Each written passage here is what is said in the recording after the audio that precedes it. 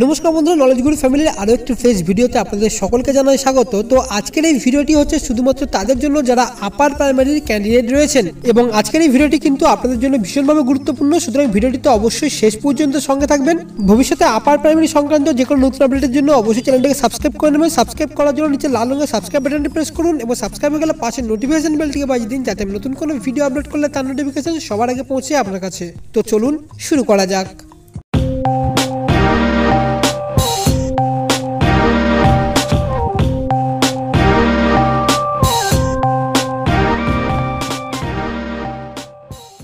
Video শুরুর আগে আপনাদের কাছে একটি রিকোয়েস্ট, ভিডিওটিকে অবশ্যই একটি লাইক দিয়ে দেবেন, কারণ আপনার একটি লাইক আমাকে অনেকটা উৎসাহিত করে পরবর্তী ভিডিও আপলোডের জন্য। তো আপনারা সকলেই জানেন যে সেকেন্ড ফেজ কিন্তু বেরিয়ে গেছে। তো সেকেন্ড ফেজ বেরিয়ে গেলেও বিপুল পরিমাণে দুর্নীতির অভিযোগ আছে কমিশনের বিরুদ্ধে, এবং এমনও শুনতে পাওয়া যাচ্ছে যে অনেকে হয়তো কম নাম্বার পেয়েই কিন্তু সেকেন্ড ফেজের জন্য ডাক পেয়ে গেছেন, অনেকে আবার বেশি নাম্বার পেয়েও অর্থাৎ ট্রেন্ড ক্যান্ডিডেট হয়েও কিন্তু সেকেন্ড ফেজের জন্য ডাক পাননি।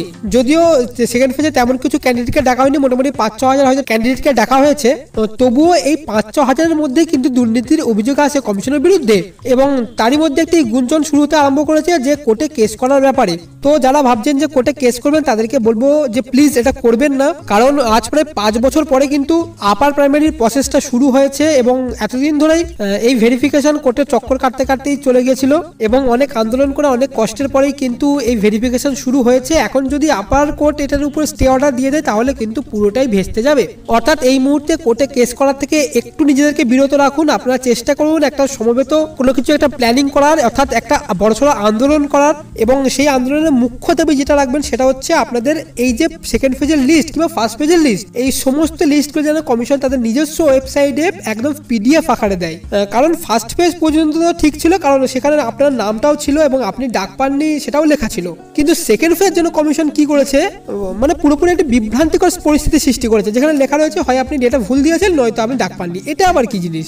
আমার কাছে প্রশ্ন হচ্ছে যে কমিশন ডাক পাইনি বলে দিক সেটাই, অর্থাৎ আপনার নাম উঠবে এবং তার পাশে নট কল ফর ভেরিফিকেশন ইত্যাদি ইত্যাদি লেখা থাকবে। কিন্তু সেটা না করে কমিশন কি করলে একদম একটা বিভ্রান্তিকর জিনিস সেখানে লেখা দেখিয়ে দিল, এবং যেটাতে আপনি বুঝতেই পারছেন না যে আপনি অ্যাকচুয়ালি ডাক পাননি নাকি আপনি তথ্যটা ভুল দিচ্ছেন, এরকম কিছু। সুতরাং কমিশনের অবশ্যই এটা দরকার যে পিডিএফ আকারে কিন্তু আপনাদের পুরো লিস্টটা সকলের সামনে আনুক। এবং কোর্টে কেস করতে বারণ করার পিছনে আরেকটি কারণ রয়েছে, সেটা হচ্ছে আপনাদের থার্ড ফেজ, এবং থার্ড ফেজে যতটুকু শুনছি যে আপডেট ভ্যাকেন্সি কিন্তু আসবে খুব শীঘ্রই, এবং সেটা নিয়ে তৈরি হতে পারে আপনাদের থার্ড ফেজ। সুতরাং এই মুহূর্তে 5-6 হাজার ক্যান্ডিডেট সুযোগ পেলেও থার্ড ফেজে কিন্তু একটি ভালো পরিমাণ ক্যান্ডিডেট চান্স পাবেন, এটা কিন্তু আশা করা যায়, এবং থার্ড ফেজ কিন্তু হবে একদম 100% জেনে রাখুন। সুতরাং এই মুহূর্তে কেস টেস করে প্লিজ এটিকে আটকে দেবেন না। আপনারা পারলে একটি বৃহত্তর আন্দোলন করুন, কারণ ফার্স্ট ফেজ ভেরিফিকেশন কিন্তু আরম্ভ হয়েছিল আপনাদের এই আন্দোলনের ফলস্বরূপ। কারণ কমিশন এমনিতেই চায় না শিক্ষক নিয়োগ করতে, কারণ কমিশন যদি চাইতো তাহলে স্বচ্ছভাবে কিন্তু পুরো প্রক্রিয়াটি সম্পন্ন করতো, কিন্তু কমিশন সেটা করছে না। কেন? কারণ কমিশন চায় না শিক্ষক নিয়োগ হোক। সুতরাং এর উপরে আপনারা কেস টেস করে জিনিসটাকে একদম জর্জরিত করে ফেলবেন না, অর্থাৎ এক কথায় আন্দোলন করুন, কেস নয়।